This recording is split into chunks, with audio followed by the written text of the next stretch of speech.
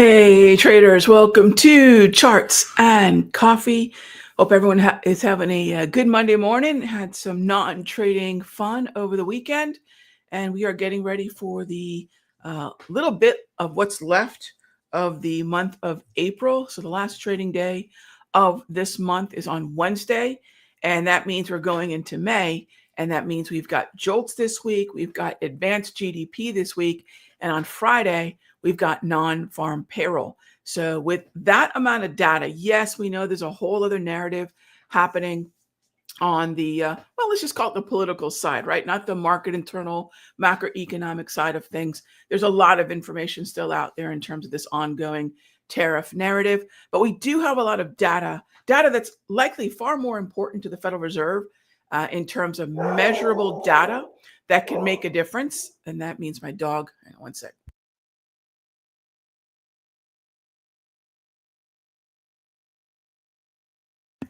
All right. Sorry, talking to my dog.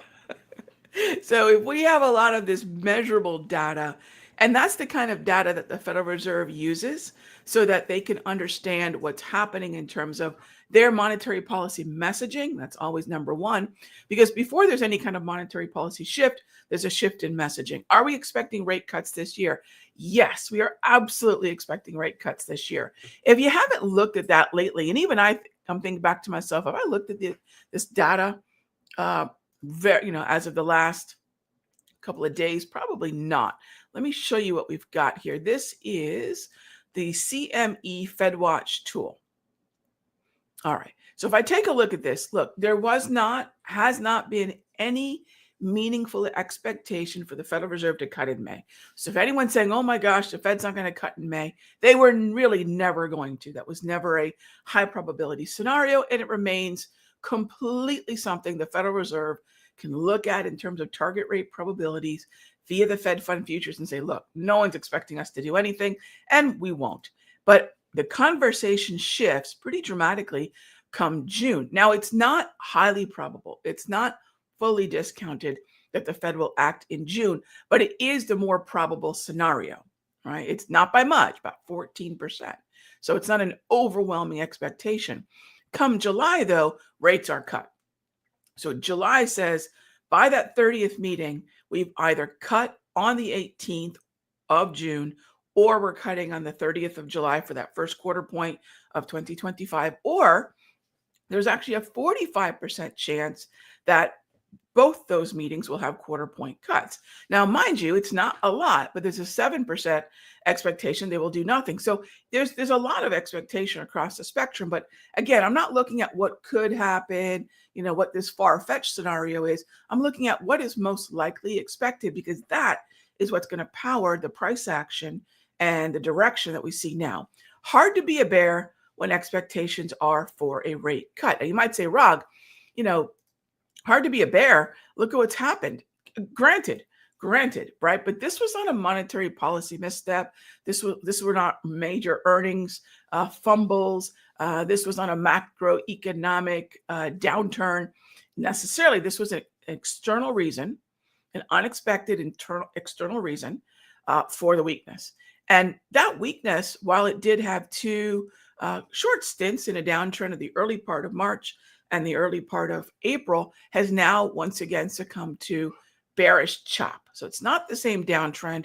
We haven't exceeded the lows from that full-fledged panic that we saw on April 7. So the question to ask is, what's new? Is price action going anywhere new? And it's not, right? We're not any more bullish than we were, say, at the height of the hopium or the movement higher in, say, late March. We're not any worse off than we were on April 7. Now, this is the S&P 500.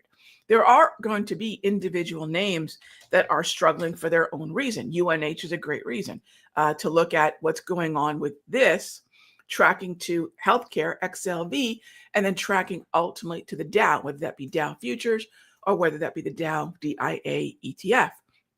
This is going to have a disproportionate weighting. This is going to keep the Dow a little bit heavier, as opposed to what this move in UNH might do to the S&P. Very little effect. And to the NASDAQ doesn't care one bit.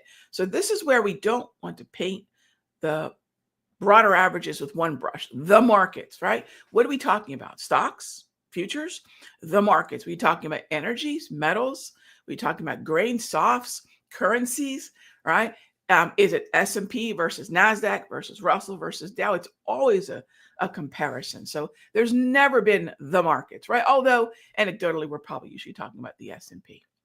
So when we look at UNH, we look at what's happening in the Dow. This is unique to what's happening in terms of impact to the Dow 30. Right? This is a very heavy weighted stock in this particular index. So those are things that we have to be very aware of right now. There are some small opportunities for long positions.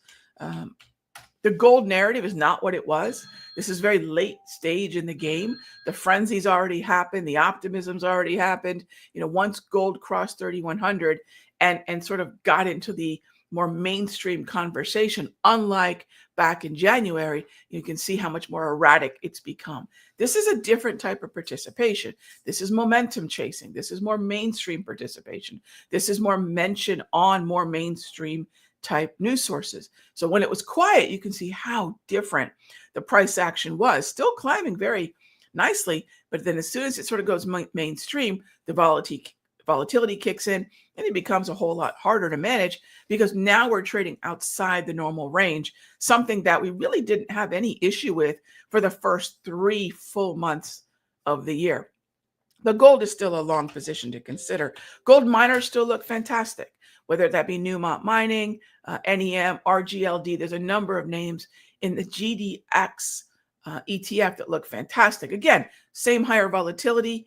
Because of the volatility in gold, we're seeing more volatility in GDX. And remember, we're also dealing with earnings season. So individual stock earnings are going to have a disproportionate effect on the GDX, the gold miners ETF. All right, what else do we have here? Well, as I'm looking at what's going on in the broader averages, let's go take a look at the NASDAQ. So if I take a look at the NAS, one of the things that's interesting when I look at the daily chart of the NASDAQ versus the daily chart of the S&P, all right, what do we see on the far right on the S&P that is different than the NASDAQ?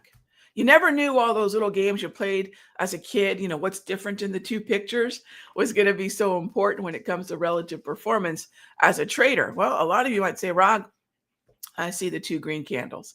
Correct. So unlike healthcare being dragged down by UNH and dragging down the Dow and having some impact on the S&P, NASDAQ could care less. And we're seeing that the first 2 green candles in a very, very long time, not since mid-February, are popping up on the NAS. So not only is the downtrend broken, not only have we moved to that bearish chop, now we're getting some really early signs north of 19,005 that we could be seeing some bullish participation, some bullish attention. This is a significant shift, and it looks markedly different than the Russell, the S&P, and the Dow, all right? So if you're thinking, okay, where's relative performance to the upside? Yeah, it's definitely the NASDAQ. On that thought, Jawan asks, what are my thoughts on Amazon on the daily for a swing trade? I love it. And shares. Okay. So those are 2 different conversations in terms of what I would do. First of all, Amazon hasn't made that same kind of shift that the NASDAQ has. So it's still pretty bearish, but it's bearish chop. It's not a bearish downtrend. But if you're talking shares, Jawan, that's when I'll shift over to looking at the weekly time frame. Because when I'm looking at position trades are trades that'll last months, if not years in duration. I want something that I'm not necessarily having to deal with time decay on. So for weekly charts, yeah, leaps are fine, 12 months out, but shares are probably best. But not everyone is going to buy hundreds of shares of, say, $180 or $200 stock. And that's where the beauty of options is that leverage, right? The beauty of being able to buy a call option is just getting more horsepower for those dollars. But the trade-off is it's a depreciating asset, right? Options are going to expire. And as we get close to expiration, the actual directional movement of the stock has to basically offset the depreciation of the option. And so there's some things we have to balance out with the longer term, but I would say, really anywhere between about 160 and 151 would be a pretty reasonable place in the weekly for shares.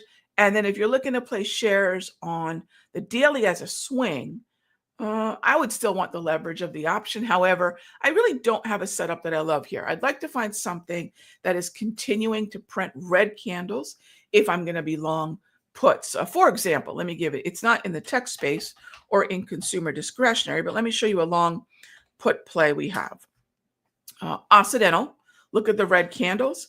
And another one is Disney.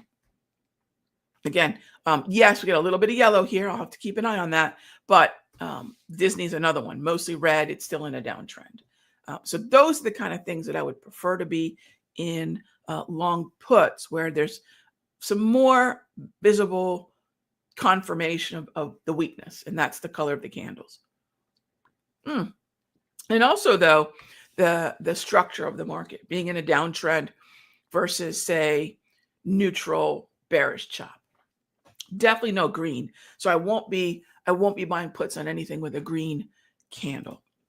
All right. That said, so Amazon, I would probably, Jawan, I would probably crack open. And I don't know if you're looking at Amazon as a comparison of the Awesome 8 or a Magnificent 7, or if you're looking at Amazon from the perspective of consumer discretionary and comparing, say, Tesla to Amazon to other names in the XLY ETF, because that's where I would compare Amazon to others to find out, so first of all, am I looking to buy and looking for something bullish? Not on Amazon, but maybe there's something else in that group. All right. TD says Tesla went up after earnings. Do I see anything that suggests this is more likely to be a temporary bump in price? Tesla is still in chop. I would focus on Tesla with more of an overbought, oversold approach. So I would say look at the resistance between 288 to 292, almost 292 as overbought, and then probably look at the lower range as oversold. Here's the thing, Ian, I don't have a setup on Tesla, not on the daily time frame. If you said, Rog, what would you do on Tesla? I'd shorten the time frame to a 1 hour.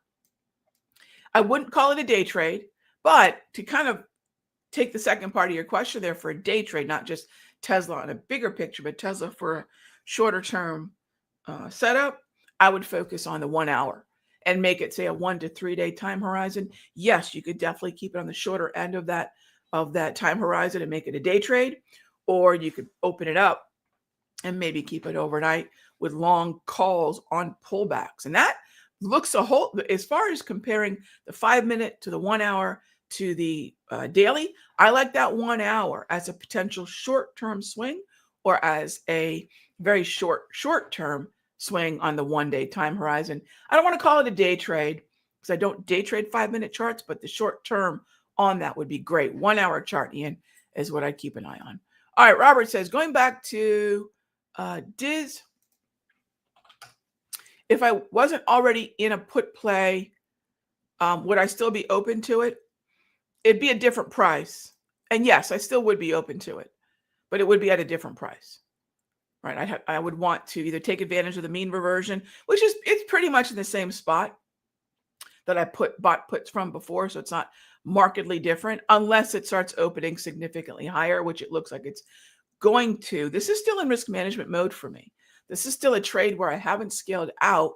I like the follow through to the downside, but if the overall tide is rising, especially in the in the communications sector, being led by, say, the NASDAQ, which is where communications are heavily weighted, Disney might just benefit from being, kind of a junky stock in terms of the structure, right? This is not a stock that anyone's looking at on the daily time frame saying, hey, this is a relative outperformer, okay? However, if the tide rises, even kind of meh boats, unless there's a hole in it, right, they're going to sort of rise with it as well. And that's where I see the Disney play. If it stays in check, I'd like to see it stay below, obviously something like a 92. I might get stopped out before that because I'm not waiting. Look, a lot of traders put on trades. This is really important, gang. A lot of traders, I would even say most, put on trades and then wait to be proven right.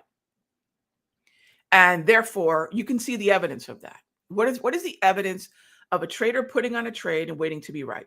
Well, if the time horizon is long enough, that's a whole other conversation, more along the lines of a investor or a very long-term position trader. If we're trading, short-term trading, swing trading, day trading, that is adding to a trade, rolling, etc. I'm not waiting to be right. I'm not going to hold this until the thing that I want to see happens, because in the meantime, that could present way too much risk to my account. That could present way beyond my stop loss for the trade. And it's an ego-driven trade. I'm just going to keep adding until it does the thing that I want. That's a surefire way to blow up an account. Why do so many traders have blown up accounts? Because they put on a trade waiting to be right, and they'll do all the things like add and rolling in an effort to still feel tactical about it. I'd rather just take the loss. If after 10:05, I'm down a certain percent in the options that I've paid, I'll let it go, right? The idea might be really good, but the entry just can't be risk manageable. So it's still a fine trade, but today's setup would be different than, say, Friday or Thursdays. But I still like the mean reversion. Yeah, Robert, I still like it. And really anywhere between about 90 and about 93 is valid. But again, just because a trade idea might be valid, the actual journey from a risk perspective may not be. And those are things I've got to keep in mind. All right. PLTR. So PLTR, it's going straight up until it pulls back. There's not a whole heck of a lot that I would do. But the 1 hour, much like the question about Tesla, I would keep an eye on the 1 hour PLTR and just wait for a small dip, right? And just wait for a small dip. I won't chase things higher. I'm not a momentum player. It's usually not the way I like to manage risk. However, it's clearly very strong. And if you take a look at the 1 hour time frame, that would probably be the best opportunity for a couple different things. Consolidation type moves. Mean reversions have been a little tricky, but I would say anything that gives you a pullback opportunity, probably the last best pullback opportunity was the 21st, when it almost got back to the anchored VWAP, just about touched it, put in a minor low price pattern. That's a beautiful setup. And then I would have to wait for something along the lines of that to happen again, or shorten the time frame, look for a pullback on the 1 hour. Definitely a strong stock. Agreed. Yeah, absolutely smoked divine. Really strong stock. What's next here? Schwab. Schwab, May 16. Well, let's just take a look at Schwab. I'm not going to dive into this specific setup, but let's just start with a look at the broader picture of Schwab. The question about Schwab is, if I'm comparing the stocks within the XLF, right? So let's go take a look at the XLF. The first hurdle that Schwab has to overcome is the hurdle of all the stocks within the financials sector, is this one that is an outperformer? And maybe it is, right? So then the next thing is, let's say hypothetically it is. For me, I would want to see Schwab have at least 5 green candles in a row. And then I'll start looking at green candle in the gray zone. Now, if your requirement is not that stringent, I realize I'm a very conservative trader, and it served me well. At least 1 to 2 green candles, and then you could look at the gray zone. The bottom line is, buying in the gray zone of the daily price movement range is valid as long as the candle isn't red.